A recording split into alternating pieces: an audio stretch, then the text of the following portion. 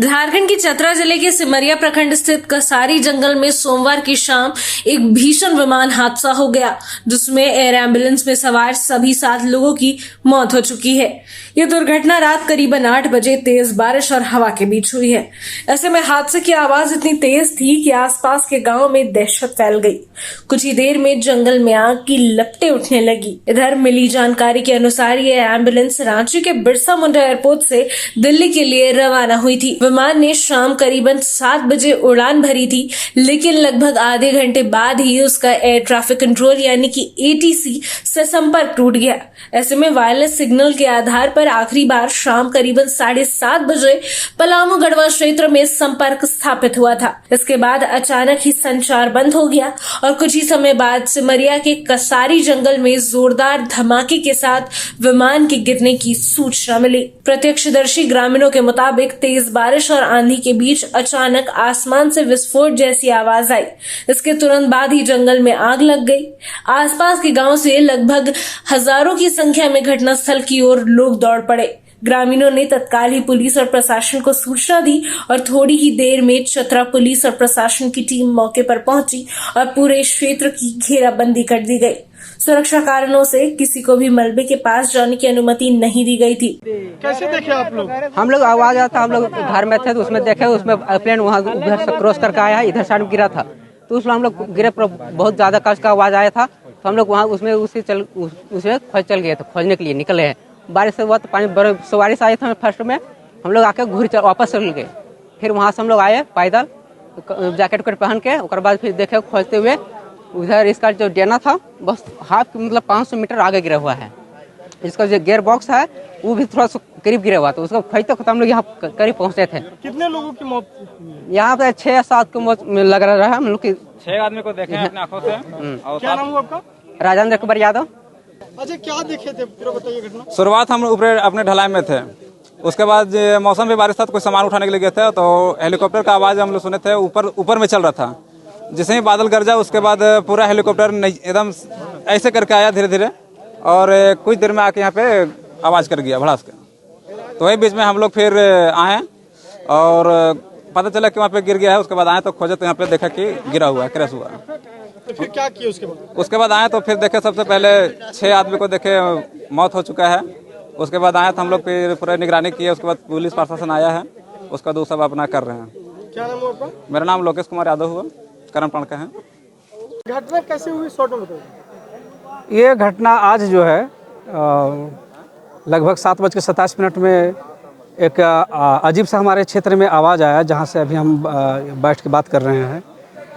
और कुछ लोगों ने संपर्क किया हमसे कि कहीं ना कहीं कुछ बड़ी घटना घटी है। उसमें लगातार कुछ लोगों ने देखा कि कोई जहाज़ ऐसा कोई आसमान से आया है। और उसके बाद 7:27 में हमारे पास कोई स्थानीय आदमी फ़ोन किया कि ऐसा ऐसा घटना है, मुखिया जी से होता है। तो उसके बाद हम लोग लगातार खोज करते हुए लगातार 4 घंटा के आसपास संघर्ष करने बाद ये जंगल में हम लोग देखे कि एगो एयरबेस पंख मिला पहले से टूटा हुआ। उसके बाद हम लोग को शक हुआ। उसके बाद थोड़ा फ्यूल, जो पेट्रोल का फ्यूल है वो कुछ लगा। उसके बाद स्थानीय लोगों के काफ़ी मशक्कत के बाद ये एयर जो है एम्बुलेंस एयर पता चला, जिसमें स्थानीय कुछ लोग जो जितने भी सवार थे सभी डेड पाए गए। कितने लोगों की मौत हुई है? संभवतः अभी तो क्लियर नहीं हुआ, लेकिन 6 आदमी के आसपास है। 2 पायलट भी हैं। क्या नाम हुआ आपका? मेरा नाम उगन भुइया है और यहाँ मैं जिस पंचायत में ये घटना घटी वहाँ का मुखिया प्रतिनिधि हूँ। वहीं रात का अंधेरा और लगातार बारिश राहत एवं बचाव कार्य में भी बाधा बनती रही। फिर भी प्रशासनिक अधिकारी पूरी रात हालात पर नजर बनाए रहे हैं। इधर बताया जा रहा है कि दुर्घटनाग्रस्त विमान रेड बर्ड एविएशन कंपनी की C-90 एयर एम्बुलेंस थी। इस मेडिकल विमान में कुल 7 लोग सवार थे। इनमें पायलट कैप्टन विवेक Vikas Bhagat, sub pilot captain Samarjeet Singh, doctor Vikas Kumar Gupta, paramedical staff Sachin Kumar Mishra, मरीज संजय कुमार, उनकी पत्नी अर्चना देवी और ध्रुव कुमार शामिल थे।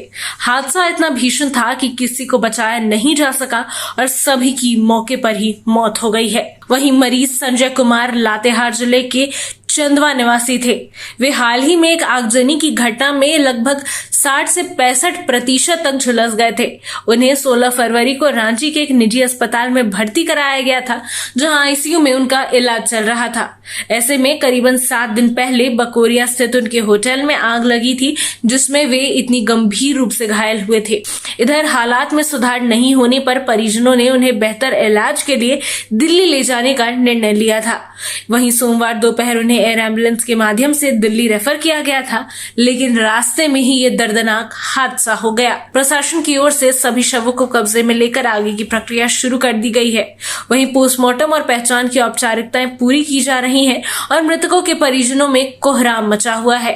पूरे क्षेत्र में शोक की लहर है और स्थानीय लोग इस घटना से स्तब्ध हैं। इधर फिलहाल दुर्घटना के कारणों की आधिकारिक पुष्टि नहीं हुई है, पर प्रारंभिक तौर पर खराब मौसम, तेज बारिश और हवा को संभावित कारणों में देखा जा सकता है। हालांकि तकनीकी खराबी की आशंका से भी इनकार नहीं किया जा सकता है। ऐसे में संबंधित एजेंसियों द्वारा विमान के ब्लैक बॉक्स और अन्य तकनीकी पहलुओं की जांच की जाएगी। विस्तृत जांच रिपोर्ट आने के बाद ही हादसे की वास्तविक वजह स्पष्ट हो सकेगी। ऐसे में इस दर्दनाक दुर्घटना ने एक बार फिर एयर एम्बुलेंस सेवाओं और हवाई सुरक्षा मानकों पर गंभीर सवाल खड़े कर दिए हैं।